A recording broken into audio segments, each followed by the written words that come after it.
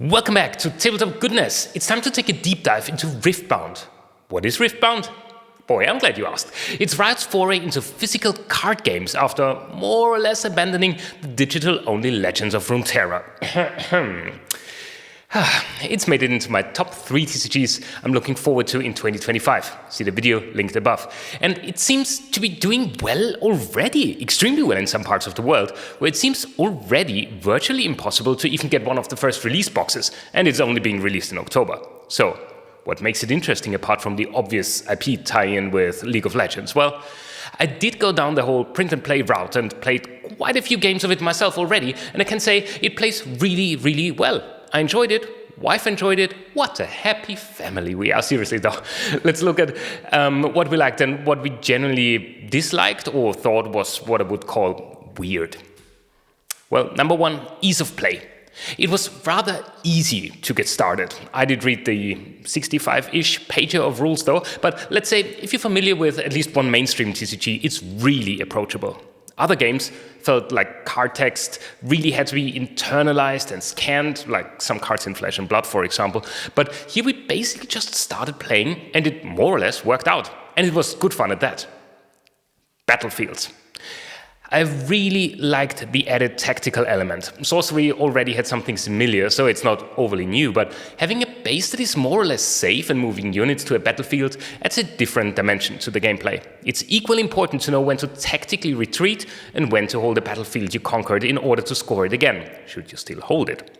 Compared to, say, Magic, for example, where all dispatched cards are game and can be killed in combat, this only happens here to units that have been dispatched to a battlefield. Nice touch, and adds a sense of control, which one obviously never really has, as a well-timed super mega death rocket might as well wipe out your base as well.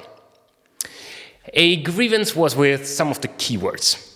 Action and reaction. In itself, those keywords would make total sense. You play an action, you can play a reaction to it. It gets added to the chain or stack. All good. But.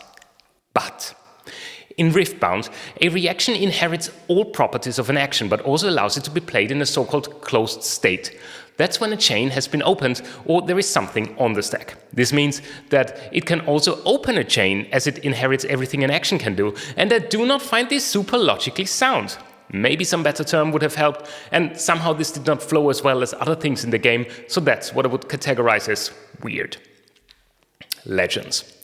I really like the concept of legends and that they actually do something to affect your playstyle. Obviously, this is also not new, but there are games where the character that represents you is just a stylistic choice and nothing more. Yes, I'm looking at you, leaders of Shadowverse Evolve. Oh, and they also define what colors or runes you can play by having a so-called domain. Look at Volibear, for example. His domains are Fury, red, and Body, orange, meaning these will be the 2 governing colors in your deck. Shuffling. Not a lot of shuffling going on in this game, which is nice, especially in a tournament context. Less likelihood for cheating and more guaranteed randomness. The only instance that will let you shuffle your deck is if you burn out, which means your main deck is empty and you don't want to burn out. It gives victory points to your opponent. So, like in real life, avoid burning out and retain a good card-life balance, friends. Naming of game states, where there are a total of 4 different game states.